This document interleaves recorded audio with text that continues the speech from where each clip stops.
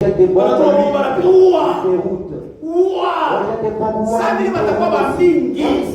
Ils seront nombreux. Israël a ton envie de t'amushinde kilo. Dira que la bataille est rude. Alléluia.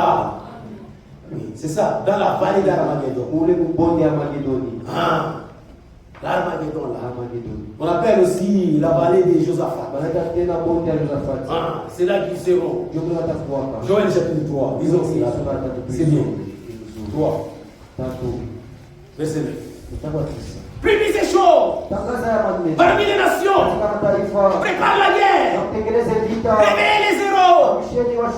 Ils s'approchent. Ils montent. Tous les hommes de guerre. Des vos loyaux forgent des épées. De vos sceptres des lances.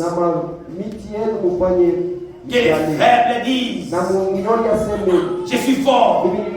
Hâtez-vous, venez, vous toutes les nations d'alentour, rassemblez-vous là.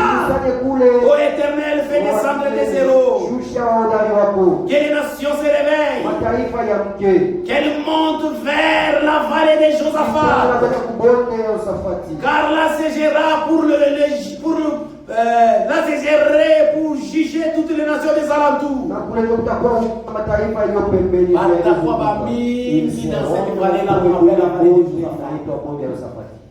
Et ils vont commencer à attaquer Israël. Ils vont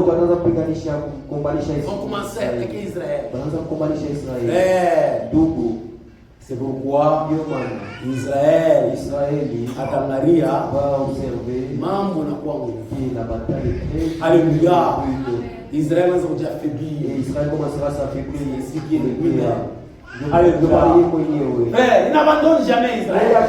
Israël, c'est son peuple. Alléluia. C'est alors qu'il va quitter les ciels. Alléluia.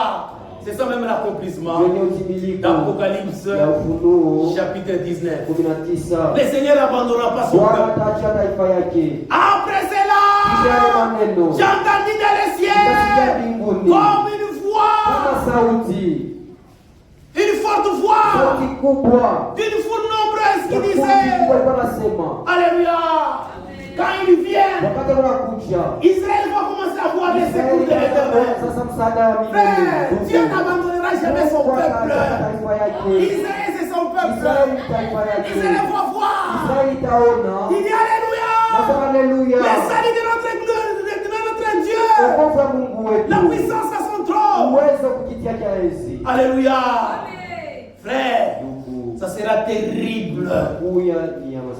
Et la Bible dit, et quand il voit ça, le verset 11, je vis du ciel, le ciel ouvert, et voici paru un cheval blanc.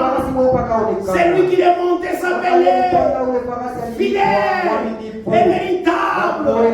Il va descendre. Alléluia. Pour juger.